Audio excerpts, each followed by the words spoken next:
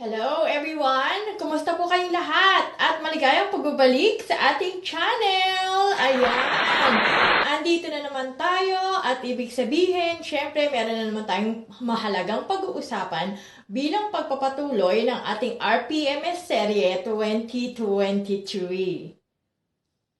At kung bago pa lang kayo sa ating channel, my name is Teacher Rocky. Ako po ay gumagawa ng iba't ibang video tutorials na makakatulong sa ating mga guro. Katulad po ng ating ongoing na RPMS serye. So kung bago pa lang po kayo sa channel na to, please don't forget to hit that like button, subscribe to our channel, and don't forget to hit that notification bell para lagi kayong updated every time mag-upload tayo ng mga bagong videos dahil dire-diretso na po ang ating RPMS serye. Kung hindi nyo pa po nabibisita ang ating mga nakaraang videos, nagkaroon na po tayo ng videos na para sa pagpapaliwanag ng DepEd Memorandum 008 Series of 2023. Nagkaroon na rin po tayo ng video bilang summary ng RPMS tool para sa mga proficient teachers, that is teacher 1 to 3. At syempre, yung ating pinaka-latest na video, this is the RPMS tool for highly proficient teachers. So, after this video, pwede nyo po silang pasyalan para makita nyo ang iba't ibang mga pagpapaliwanag tungkol sa ating bagong guideline sa pagbuo ng ating RPMS portfolio. And speaking of our latest uploaded video, syempre mag-shout out muli tayo para sa mga nag-comment sa ating nakaraang video. Alright, konti lang naman to, hindi to masyadong mahaba. So, umpisa na natin mula kay Ma'am May Ann Del Coro. Good morning. Thank po talaga, Ma'am Rocky. Galing niyo po talaga. Hindi naman masyado. Maraming salamat po. And then from Lorna Patalinghug, hello po. Sabi niya, thank you in advance. Wow, advance mag-thank you si Ma'am. And another one from Ma'am Eufemia Dolores. Good evening, Teacher Rocky. Muchas gracias. Napanood ko yung unang serye sa 2023 na dinownload na ngayon hindi pa muna dinownload. Ano ba talaga? Para ma-shoutout din ako. Gracias from Zamboanga City. Shoutout po sa'yo, Ma'am Eufemia Dolores from Zamboanga City. And then from Ma'am Evangeline Velasco, hi po. Sabi niya, hello Ma'am. And then we also have from Ma'am Lorna Patalinghug. Good afternoon to you, Teacher Rocky, and to all your subscribers. Ayan, binati niya na kayong lahat. And then, from Ma'am Kitin Adison. Wow, galing mo, Teacher Rocky. Waiting for sample MOVs. So, ayan na nga. Dahil binanggit mo na, Ma'am Kitin, heto na ang ating mga sample MOVs. Katulad ng pinangako ko dati na magkakaroon tayo ng RPMS serye. Pero, I decided na maggawa muna ng RPMS template. Okay? Na pwede nyo nang ma-download.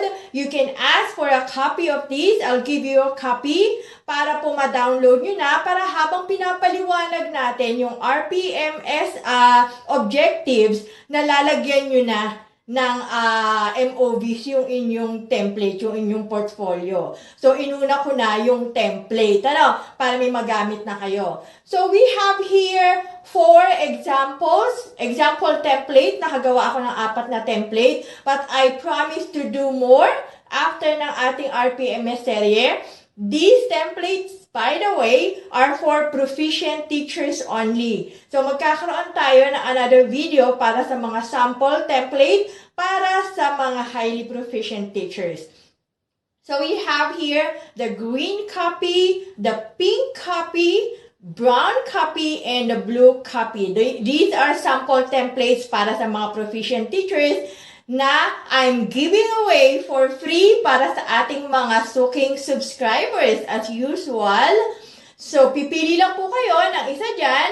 And how are you going to avail? You have to send a message to our Facebook page. Ayan. Ayan po ating Facebook page. Diyan nyo na po ako makakausap. Diyan po kayo magre-request. And I would appreciate if you can send me a screenshot of your subscription sa ating YouTube channel para po maka-avail kayo ng ating free template. You just have to choose one and I'm going to send you your free template para pag nag-umpisa na tayo ng discussion ng bawat objective, meron na kayong paglalagyan ng inyong mga MOVs. Alright? So, ayan po ang ating mga free RPMS template.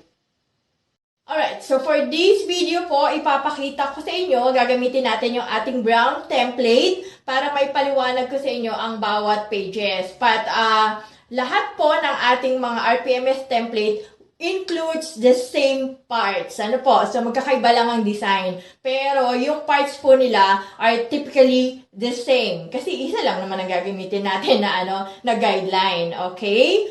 So, this is our brown template. And this is the front page of our template, of our portfolio. Nakalagay dyan yung, syempre, yung ating department and the school name, the department logo, our school logo, and these are editable po ha, pwede nyo po yung palitan, editable po yung ating template. Pwede nyo po yung palitan ng inyong logo, syempre, ng inyong picture, ng inyong name, and whatever that you wanted to change from it, okay lang po yan, walang problema. So, this is the front page of our template showing the different, nandiyan sa bottom, nakita nyo, yung ating 5 KRAs, and the last one for Objective 15 is plus factor. Okay? So, let's turn our pages. Okay, so next page is our table of contents. Sa ating template, wala namang table of content. Pero linigyan ko na rin po ang ating template ng table of content kasi nga para mas madaling maintindihan at masundan ni Rater yung ating mga attached MOVs. So dahil meron tayong table of content, kung mapapansin nyo, meron tayong mga page number sa ating bawat slide. Okay? So ang ating table of content is empty pa, kasi nga po, yung number of pages will depend on how we're going to do our MOVs in our portfolio. Next page, of course, we go straight to KRA1. Ang KRA1 po is Content, Knowledge, and Pedagogy. Meron tayong tatlong objective under KRA1, and that is Objective 1, 2, and 3. So for Objective 1, Applied Knowledge of Content within and across curriculum teaching areas. Ang ating pong means of verification is our classroom observation tool, waiting sheets, or inter-observer agreement form. So, yun lang po ang ating MOVs para sa Objective 1. Paano po natin masisigurado that we'll get a good rating for this? We have to consult the PPST 1.1.2 module. Next page is our MOVs. Dito natin i-attach yung ating MOVs. Dahil sabi nga sa guidelines, we are only required 2 classroom observation for this school year, and that will come from quarter 3 and quarter 4. Kaya dalawang slot lang po ang linagay ko dyan na paglalagyan po ng ating COT rating sheet or inter-observer form from the 3rd quarter and 4th quarter classroom observation. Siyempre, meron tayong space for annotation. Kailangan ipapaliwanag natin kung paano tayo nagka-score sa bawat rating na yan. So, alam naman natin na for Objective 1, we will be rated according to the quality and efficiency of our MOVs. So, pag classroom observation tool po ang ating MOVs, alam na natin, for the quality, makakakuha tayo ng score of 5 if we get level 7 sa ating rating sheet. 4 naman ang score natin kung level 6. 3 ang score natin kung level 5. And 2 ang score natin kung level 4. And 1 ang score natin kung level 3 and below ang nakuha natin or there is no acceptable evidence that was shown. Under the efficiency, kailangan maipakita natin that we were able to meet the objective on the allotted time para makakuha tayo ng 5 points at makakakuha naman tayo ng 3 points kung tayo ay kung na-meet natin yung objective but we exceeded the allotted time. Siguro on this part, kailangan magkaroon din tayo ng makapag-insert tayo ng note ni Rater if we were able to achieve the objective in the allotted time or not para malaman natin ang ating score. And that will be explained in the annotation. Next one, we'll move on to Objective 2 of KRA1. So we have use a range of teaching strategies that enhance learner achievement in literacy and numeracy skills. So ang ating means of verification is yung paling ating classroom observation tool, rating sheet, or inter-observer form. So, for this one, syempre, ganun pa rin. Meron tayong dalawang slot para sa ating classroom observation 1 and classroom observation 2 rating sheet. Yan po natin i-attach with the annotation. Remember, for every classroom observable indicators, meron po tayong dalawang performance indicator, and that is be rated through the quality and efficiency. Basta classroom observable indicator po, quality and efficiency ang ating nire-rate. So the quality depends on our rating, the efficiency depends on whether we met the objective within the allotted time, or we met the objective but we exceeded the allotted time. Okay? So ganun po lagi pag classroom observable indicator. Now we'll proceed to objective 3, which is another classroom observable indicators. Apply the range of teaching strategies to develop critical and creative thinking as well as other higher order thinking skills. So this is based as well sa ating classroom observation.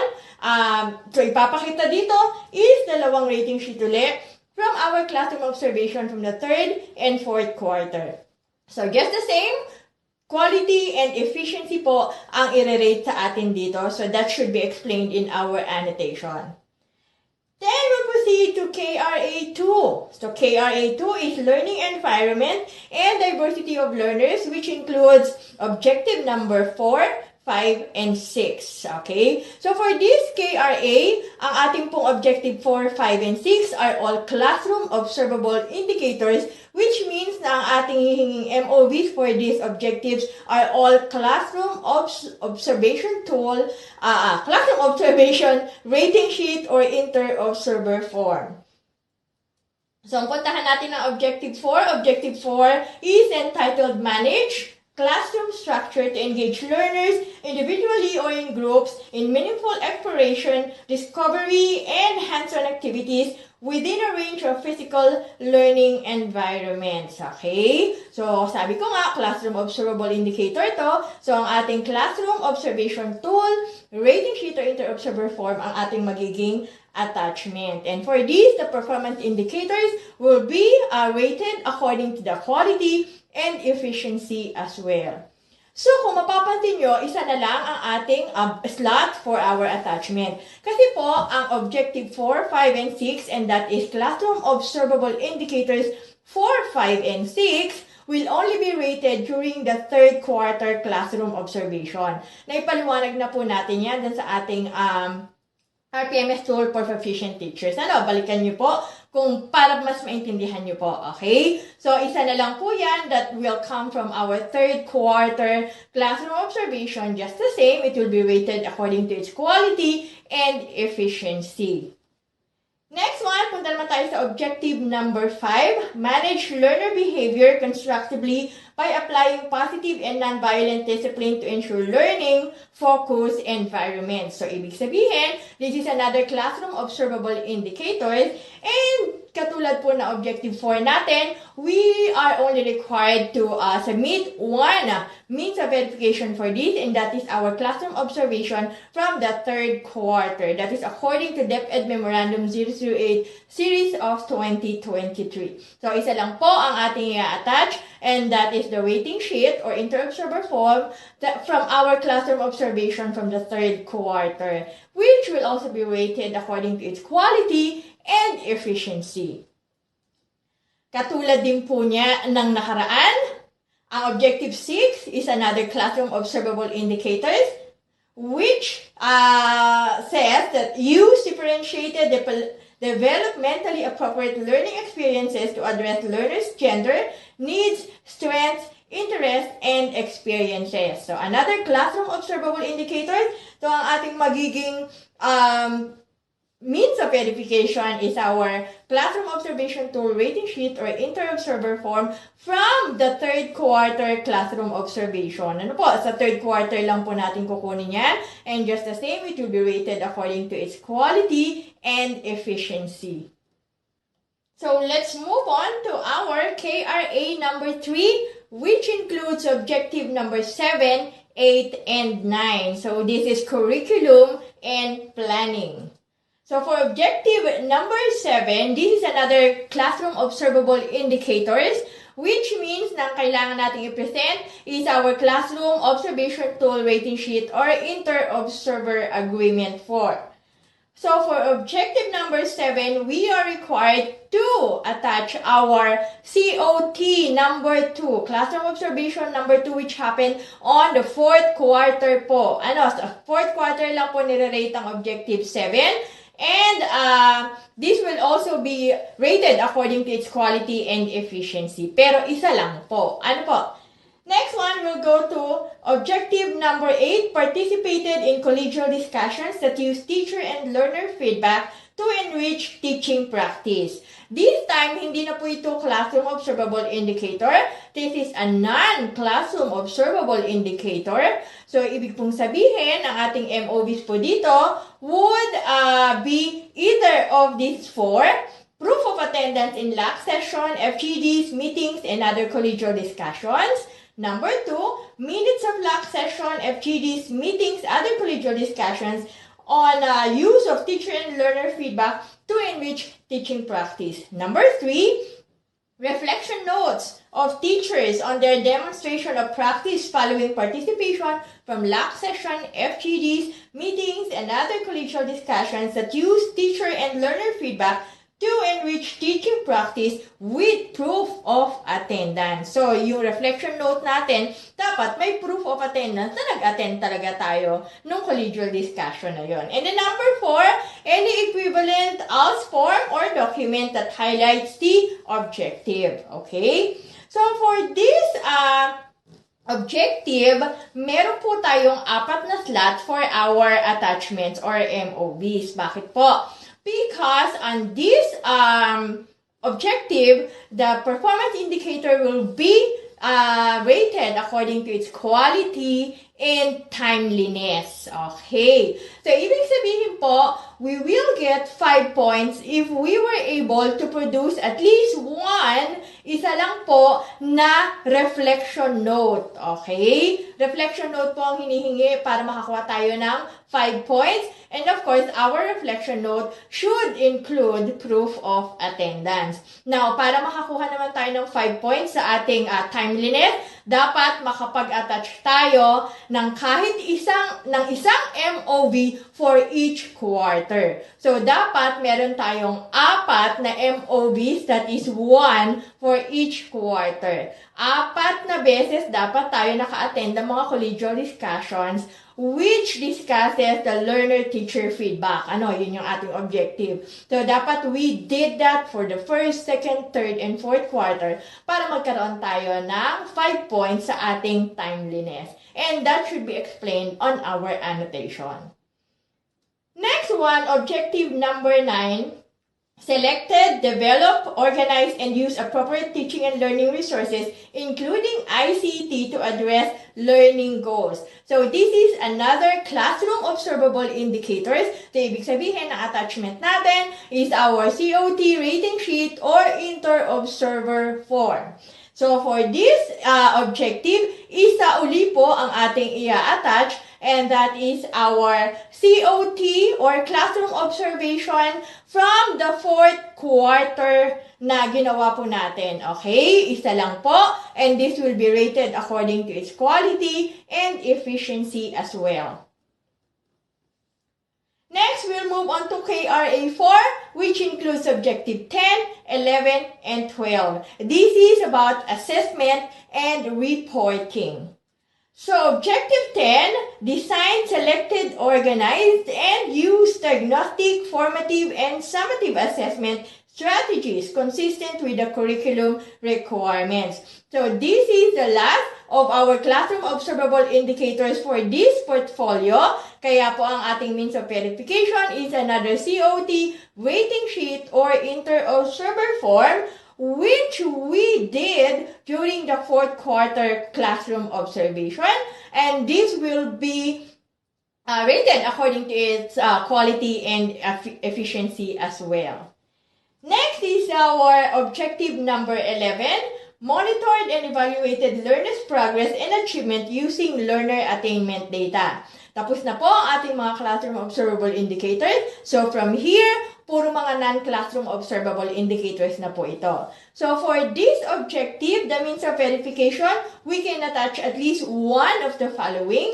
That's the Individual Learning Monitoring Plan or ILMP, the peer assessment data, the sample of learners' output with reflection and self-assessment, the class or e-class record or grading sheets, lesson plans showing index of mastery, frequency of errors with identified least or most mastered skills, an equivalent ALS form or document that highlights the objective, for example, Individual Learning Agreement or ILA, and the ALS Assessment Form 2, and others. So if you're going to attach others, you have to specify and provide annotation. For this objective, kailangan makapag-attach tayo ng 4 na MOVs, okay? Because this will be rated according to its quality and timeliness. Ang timeliness po natin, ang basis po natin, ay dapat makapag-provide tayo ng MOVs for each quarter para makakuha tayo ng 5 points. Pag meron tayong 4 na quarter na MOVs, meron tayong 5 points. Pag attach tayo ng para sa 3 quarter lang, that is 4 points. Pag 2 quarters lang, that is 3 points. Pag 1 quarter lang, that is 2 points. And then pag no acceptable MOVs, that is 1 point. Okay? Para sa ating quality naman, kailangan itong mga learner feedback na to ay na-involve natin ang ating learners para makakuha tayo ng 5 points. Kung nakapagpakita tayo ng MOVs which shows the assessment of individual student pero hindi natin sila in-involve, that will only give us 4 points.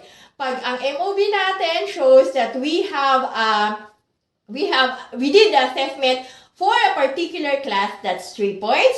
For a particular department or grade level, that's 2 points. And 1 point if no acceptable evidence was shown.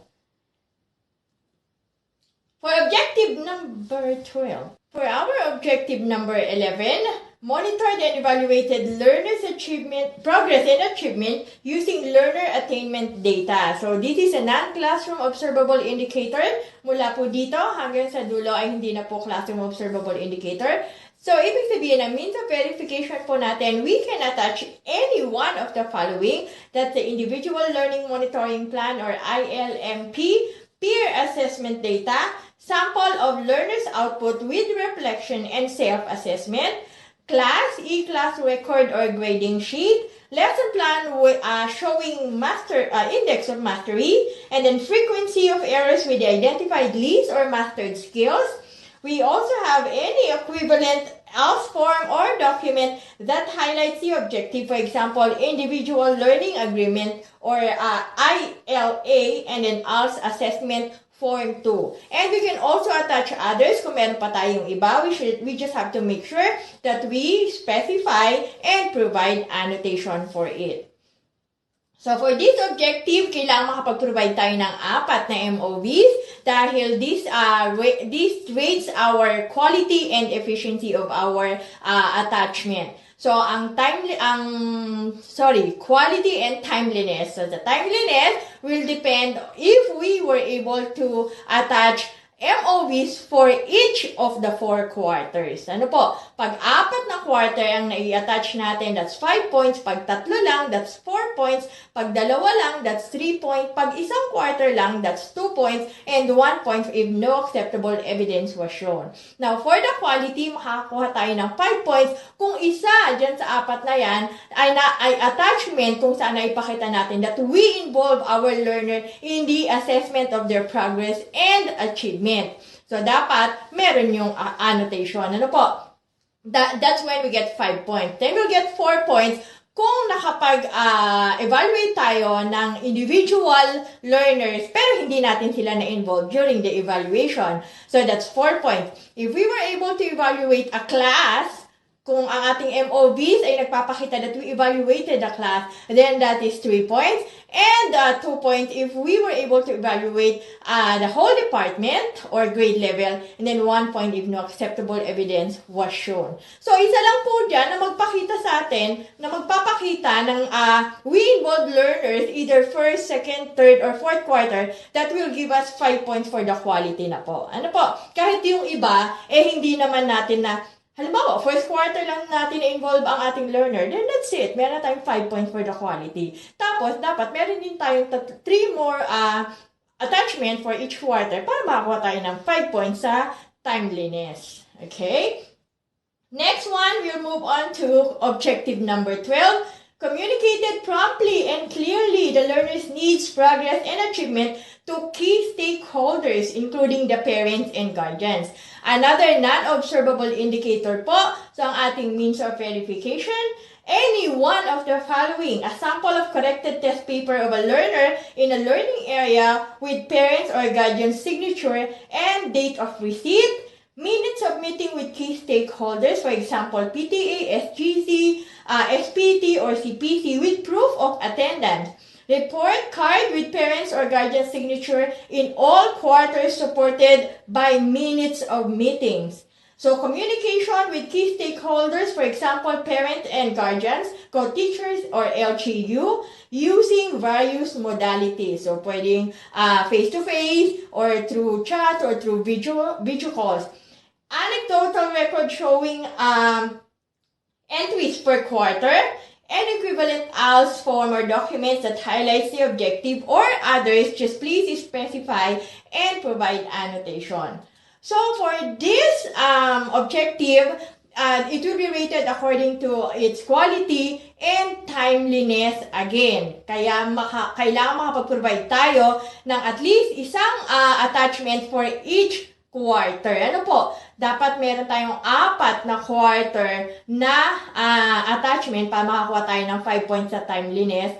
And then, kailangan makapag-provide tayo ng attachment that will give us 5 points naman for the quality. Isa lang po. Kahit hindi lahat ng quarter, kahit isang quarter lang, makakuha na tayo ng 5 points. Okay? So, next one, we'll go to KRA number 5 na po, and that is objective number 13 and 14 only. So, dalawang objective lang po tayo for KRA number 5. So, this is personal growth and professional development. So, these two are both non-classroom observable indicators. So, ibig sabihin for objective 13, that is apply the personal philosophy of teaching that is learner-centered. The means of verification po is a reflection or journal entry that highlights the application of a learner-centered teaching philosophy in the lesson plan or community work. Okay? So, para po sa objective number 13, kailangan makapag-attach tayo ng 4 na MOVs. Kasi ang nire-rate po dito is quality and timeliness again. So, sabi ko nga, pag timeliness, kailangan maipakita natin that we have attachment for each of the 4 quarters. Ano po? Para makakuha tayo ng 5 points. Kung 3 quarter lang mapoprovide natin, then that's 4 points and so on. Ano po? Yun po yung timeliness. Now, with regards to the quality of this attachment, makakakuha tayo ng 5 points if we were able to detail the consistent involvement of learners with regards to our philosophy of teaching. Ano po? We'll get 4 points kung nakapag-reflect lang tayo dun sa ginawa nating lesson plan with philosophy of with our personal philosophy of teaching. And then 3 points kung naipakita lang natin yung application ng ating personal philosophy of teaching sa ating lesson plan. And 2 points naman if we just indicate lang natin, pero hindi naman natin napakita if we were able to apply our personal philosophy of teaching. And 1 point if no acceptable evidence was shown. Ano po? So, quality and timeliness again ang nire-rate sa objective number 13. Now, we'll move on to objective number 14. Set professional development goals based on the Philippine Professional Standards for Teachers. So, this is another non-classroom observable indicators. And the means of verification that we need to attach in this objective are certification from the ICT coordinator, school head, focal person in charge of the ESAT. So, ibig sabihin, dapat makakuha tayo ng certification that we were able to accomplish the ESAT or the electronic self-assessment tool. Ano po? Number 2 is our IPCRF development plan na ginawa natin during the phase 2 of our RPMS cycle. And then number 3 is the major review form na itinagawa natin with our rater. And then number 4 is an updated IPCRF development plan from the phase 2. Kasi at the end of the RPMS cycle, dapat na-update natin yung ating IPCRF development plan. So yun yung number 4 attachment. So for this objective, kailangan makapag-attach tayo ng 4 na klase ng means of verification. So, meron tayong ESAT certification. Dapat nakakuha tayo niyan. I-attach natin dyan from the ICT coordinator, school head, or focal person of the ESAT sa ating paaralan. We should also have our IPCRF development plan that we did during the phase 2 of the RPMS cycle. Dapat makapag-attach din tayo ng ating mid-year review form that we did with our rater. And of course, our updated IPCRF development plan at the end of the RPMS cycle. Okay?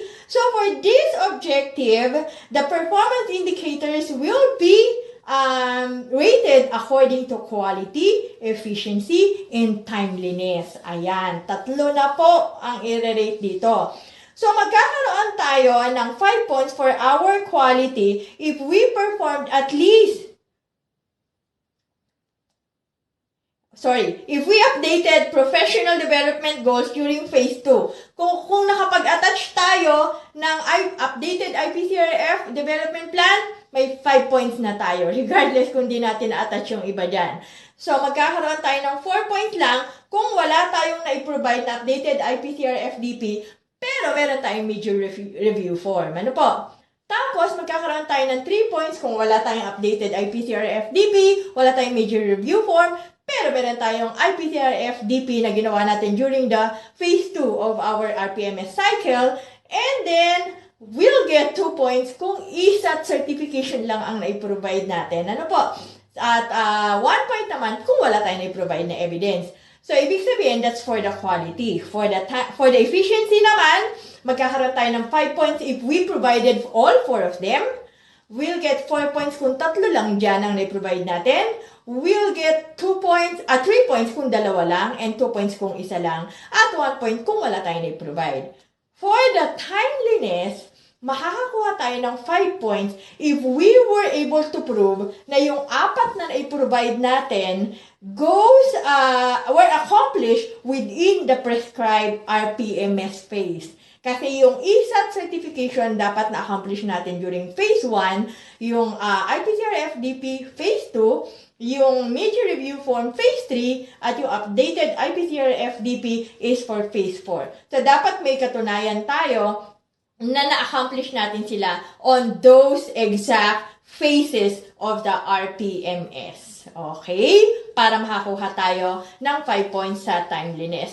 And for our last objective for our RPMS portfolio is KRA plus factor. Actually, wala na siyang number ng KRA. Ano? So, this is the last part, the plus factor. And that goes for objective number 15.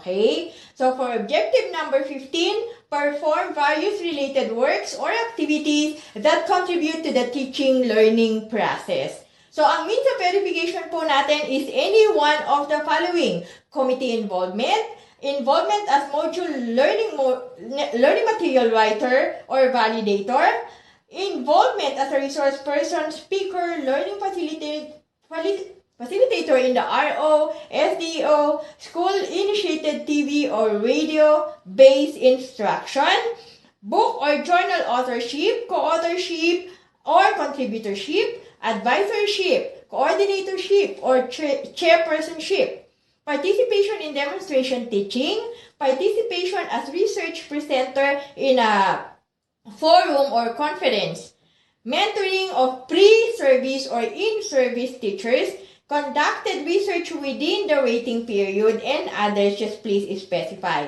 Now, this attachment should have an annotation on how it contributed to the teaching learning process. So, bawat attachment natin, dapat merong annotation. Paano to nag-contribute sa teaching learning process. Okay, for this objective, it will be rated according to the quality, efficiency, and timeliness. Okay? Sa quality, makakuha tayo ng 5 points kung ang attachment natin ay naisagawa natin beyond our school, sa labas ng school, district, division, regional. Okay? 4 points if it is within the school, school-wide po. 3 points if it is just within our department, halimbawa English department, mathematics department, science department. And 2 points if it is done within our class lang, sa loob lang ng klase natin. And 1 point if no acceptable evidence was shown. For the efficiency of this objective naman of this attachment, we can get 5 points if we submitted MOV that details the achieved positive contribution to the teaching learning process. So, it will depend on the annotation. Dapat sa annotation, mapatunayan natin, maidetalye natin that we were able to achieve positive contribution to the teaching learning process. Itong isinagawa nating related work. Ano po? So, 4 points kung naidetalye natin. Details the perceived positive contribution na sabi natin sa annotation na this will help. Okay? Perceive lang po. And hindi pa talaga na detalye yung achieve. Hindi pa na-achieve, pero mga pwedeng ma-achieve. And then 3 points if it shows reasonable interlap with the actual teaching learning process. 2 points if it shows considerable overlap with hence significantly affecting the performance of the actual teaching learning process. And then 1 point if no acceptable evidence was shown. Now, for the timeliness, kailangan makapag-submit tayo ng apat na related works which we did during the first quarter, second quarter, third quarter, and fourth quarter para maka 5 points tayo. Pag sa tatlong quarter lang tayo makapag-provide ng attachment, that's 4 points. Pag dalawang quarter lang, that's 3 points. Pag isang quarter lang, that's 2 points. And 1 point if no acceptable evidence was shown. So dito, siguro pwede tayong magawa ng isang page ng ating portfolio for first quarter kasi kailangan may annotation kasi yun yung magiging basis ng efficiency natin. Tapos another page for second quarter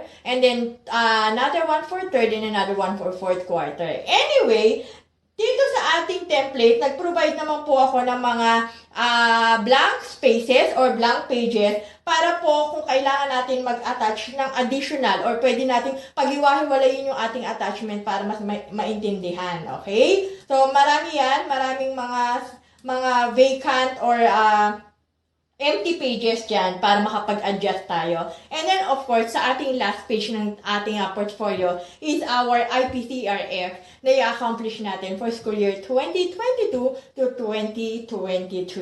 So, that's it. Our RPMS template and this example is the brown template. Parehas lang po ng content dun sa ibang template, iba lang ng design.